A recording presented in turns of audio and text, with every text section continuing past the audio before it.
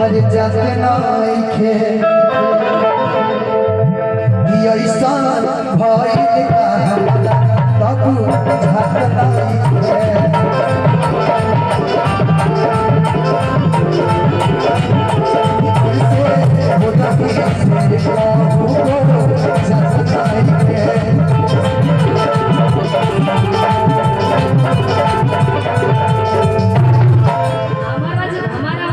कि हमारा हो प्यार पा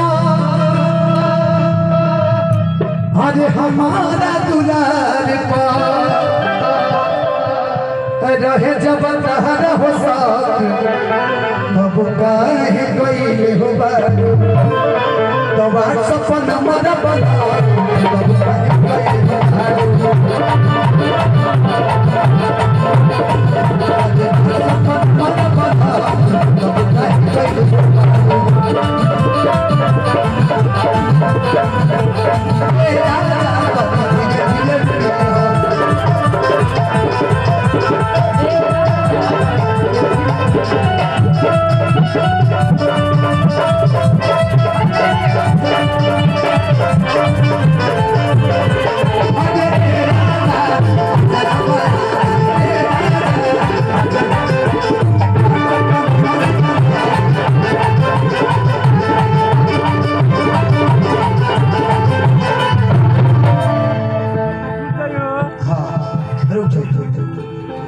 अंकेश बिहारी गाना है जूता कुत्ता लेके भागल टाइटल जरूर डाल दे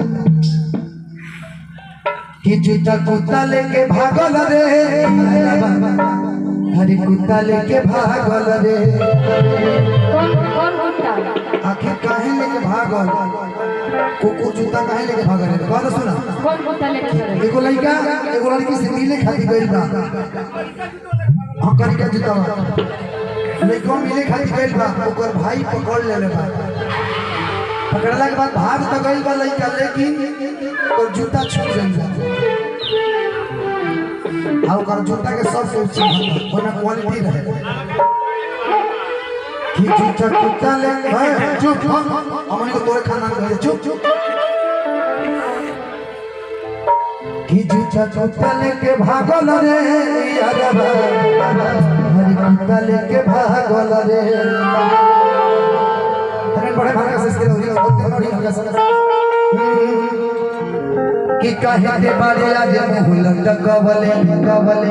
अल्लाह भर हमारे रहे मिले के बोलाव तबावे घटना घटल जाने को सहू बचल तमुड भाई डर पागल कि जूता कुत्ता लेके भागल रे अरबा हरे कुत्ता लेके भागल रे कि काहे ते बारे आज मुंह लटकवले हमारे रहे मिले के बोलाव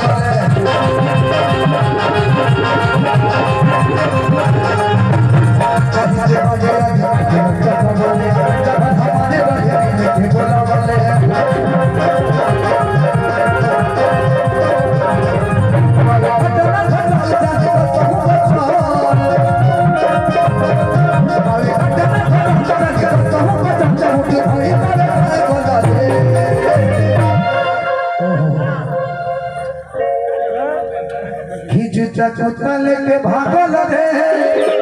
यारबा कुत्ता लेके भागल रे सारा को मना करो तो हमें की रहे पता नहीं एगो चचरा ओकर खाली हमी लेके बोलौल चली गई हाली की रहे पता नहीं एगो चचरा ओकर खाली लेके बोलौल चली गई हाली